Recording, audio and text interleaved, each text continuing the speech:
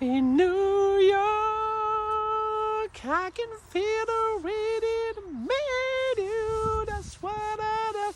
Et oui, vous l'avez reconnu avec mes gros talents de chanteur, New York d'Alicia Keys. La chanson aurait pu être à l'honneur. Pas du tout. On va en parler puisque deux grosses nouvelles NBA. Hier soir, la première, la défaite donc des New York Knicks au Madison Square Garden face aux Pacers. Les Knicks se sont littéralement sabordés. Ils avaient 14 points d'avance à 2 minutes 45 du match, emmenés par leur duo All-Star Kat et Bronson. 45 points, 43 points pour Bronson, 35 pour Kat. Ils avaient la victoire au bout des doigts. Et là, un retour historique, c'est du jamais vu de la part des Pacers. Une mauvaise gestion de la part des Knicks. Et puis une réussite totale derrière l'arc. Les Pacers qui ont bombardé des flèches à 3 points. Et ils sont revenus sur un tir Ave Maria, Alléluia, d'Haliburton qui est rentré en rebond sur la planche. Boum, c'est rentré. Et là, coup de massue.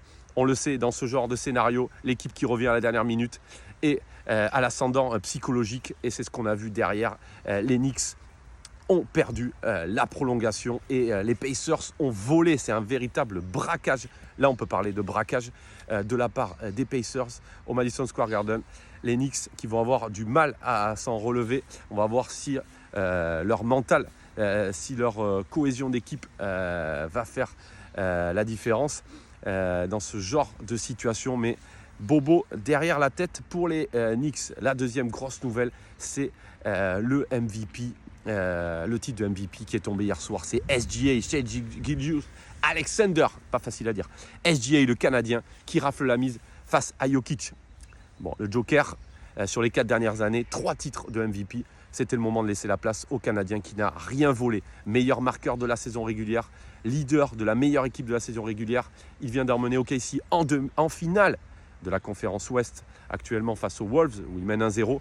Et le duel qui a eu lieu en demi-finale face aux Nuggets, donc Jokic face à SGA, remporté par SGA, a dû faire la différence pour l'élection de MVP.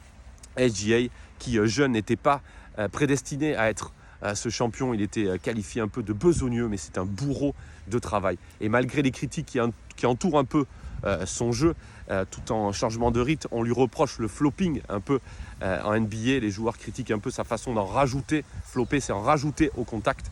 Il a quand même été élu par ses pairs MVP de la saison régulière. Donc pas du tout de scandale pour SGA. Allez, ciao!